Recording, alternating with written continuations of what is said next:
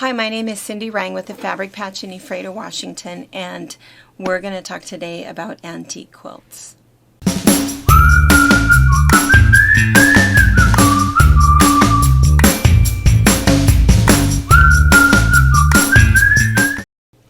One of the top 5 questions we get asked all the time in this shop is about the care and finishing of antique quilts. People have either found them, inherited them, purchased them from a yard sale, and they want to know what to do with them. Well, 2 questions first to ask is, one is, are you wondering because you want to resell it, or are you wondering because it is a family heirloom? And those are 2 very different answers.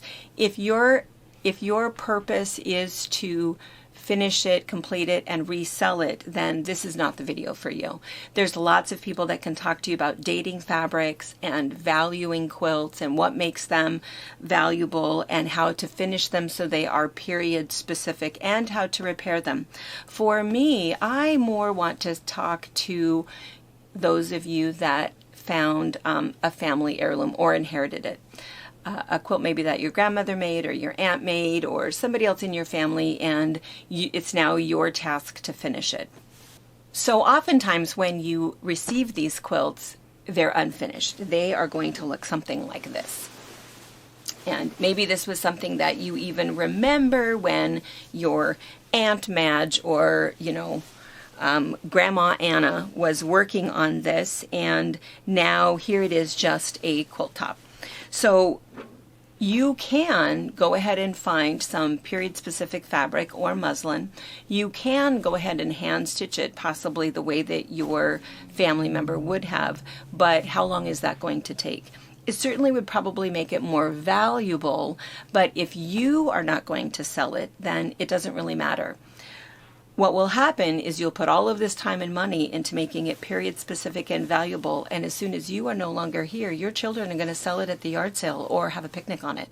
So I would say you just need to use it, enjoy it, display it in your house, put it over a chair, put it in the guest bedroom, put it somewhere so that every time you look at this, you think of that person that made this and you think of them lovingly. And if you enjoy this for the next 20 years on your bed, and if somebody takes a nap under it, that's absolutely fantastic. Far better than it being perfectly preserved and wrapped in acid-free paper so that somebody's going to sell it for $5 after you're gone. So you can hand quilt it.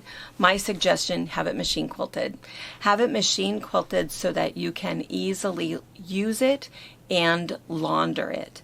So look at it first and see if there's any repair that has to be done, if there's any seams that seem to be coming apart, remove any stains that need to be removed. Remember that if this fabric is 70 or 80 years old, fabric is perishable, especially if it's not stored properly. So make sure that it's going to be viable and that all of those holes are repaired, if there are any, and then quilt it and use it. So I'm going to show you a couple examples here. This one was hand quilted. This quilt is over 100 years old. We were using it for a time. Now it does have some repair work that's necessary, mostly just along the binding. You can also see that there's some fading in the fabric. So now we display it. We look at it every single day, but we no longer use it because we really don't want to have to launder it. We think that laundering is really what is creating much of the problem, because all of this hand quilting is kind of starting to pop just a little bit. One thing that you'll find with a lot of antique quilts is that they either do not have batting or they have just a very thin, like a flannel sheet in there. Another example is this one. Also hand quilted, but about 115 years old. And this one really has quite a bit of wear on it. You can see that the binding probably needs to be replaced. And you can see that sometimes you'll find that there's one particular fabric throughout the quilt that just kind of disintegrated. So this yellow, everywhere this yellow was used, it's kind of disintegrating just a little bit. So this is one of those quilts that I either need to repair it by unstitching this whole piece, hand stitching in another piece, quilting it down, or simply stop using it. We're going to talk in a few minutes about what to do to repurpose some quilts, but this one also, it just hangs on the ladder.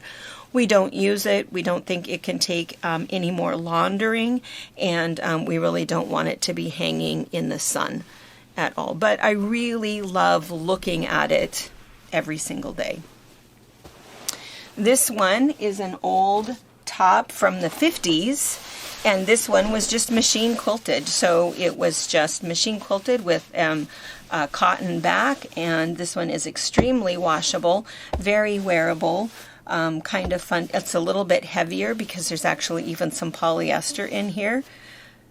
So it's one that we can enjoy on a daily basis, and we'll be able to for quite a few years, whether or not you find it attractive.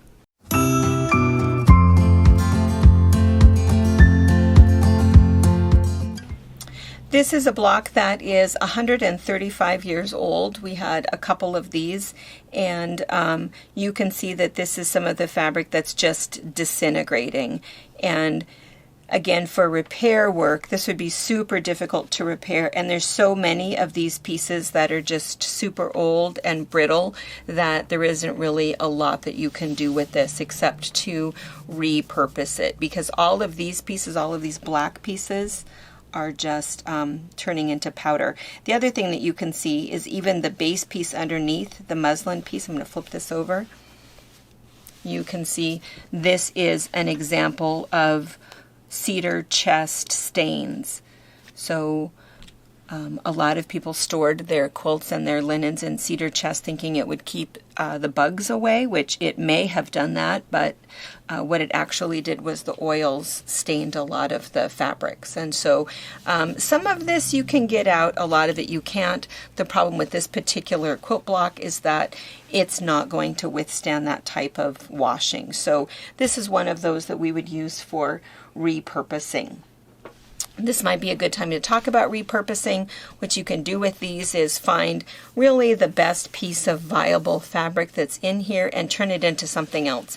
It might be something that could be used as an ornament, or maybe there's a large enough piece that you could turn it into a pillow.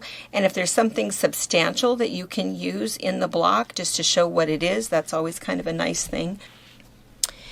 Maybe you'll have a large enough piece that you could turn it into a large pillow for your bed or for a chair, and maybe there's even a piece of lace that you can put with that.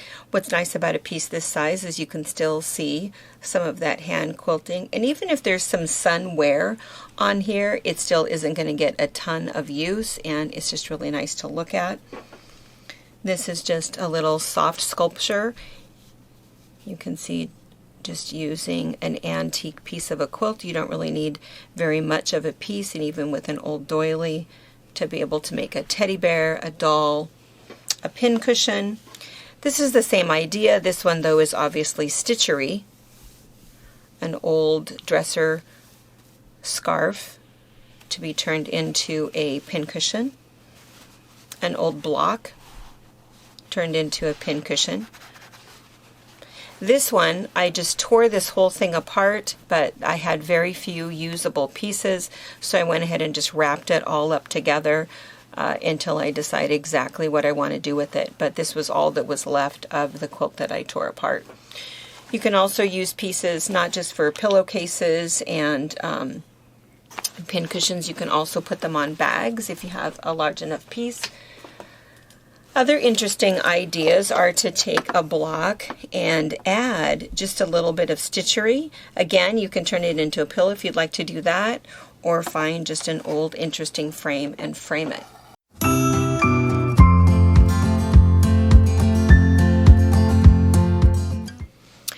If you find that you have to launder your quilt, there's a couple ways to do it. I would say the first thing you want to consider is the type of detergent that you use.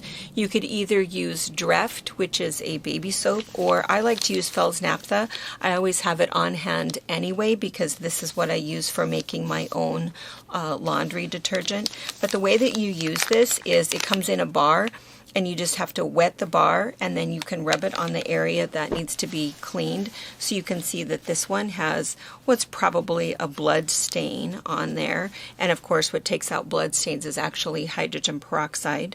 So you could put a little hydrogen peroxide on there, but if that's something else, you just wet the bar and then you rub the bar on the area.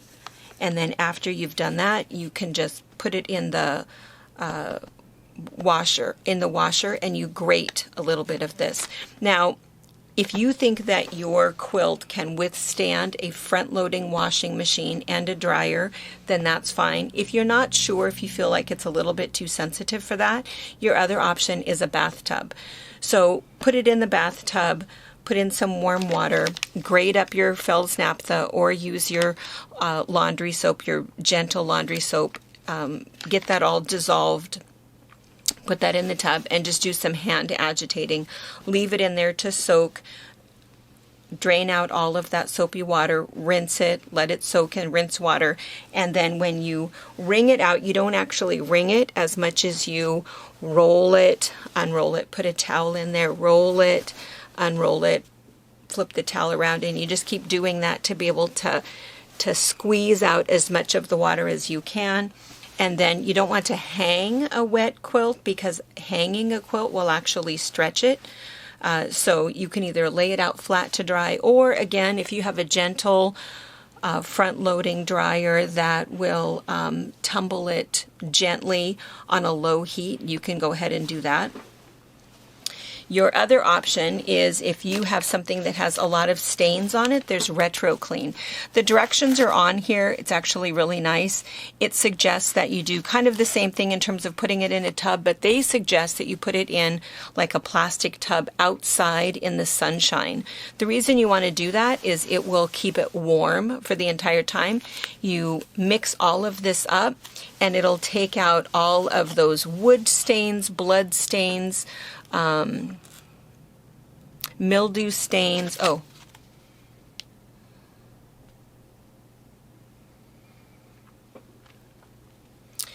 it will take out stains caused by, let's see, I'm just going to totally mess this all up. You're going to have to do some. I think you're fine with what you said. Okay. It will even take out coffee, tea, wine, and perspiration stains. So you can use it on all kinds of things. So all of that yellowing from old fabric, it really does get it nice and bright. So the idea is that it soaks for about 48 hours in relatively warm water. You don't want to keep changing out the warm water, so that's the reason that you want to wait for a nice sunny, long day and leave it outside.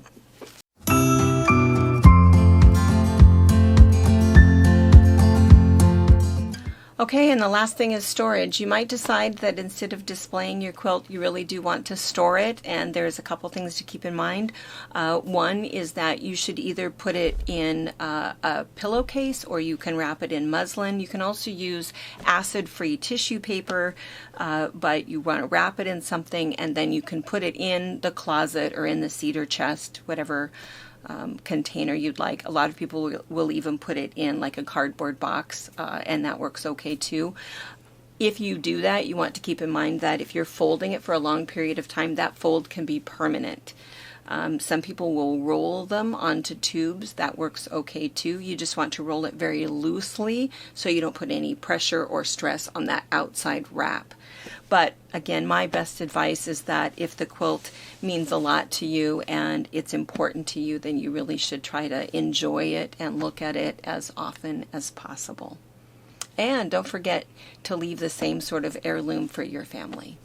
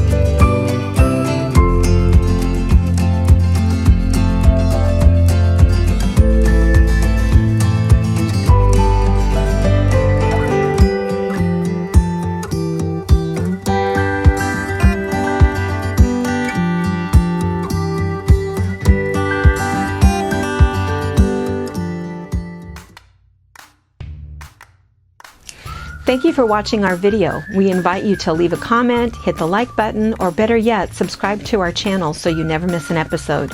You can also visit our Instagram, Twitter, Facebook, or Pinterest pages, or find all of those things and our online store at fabricpatch.net.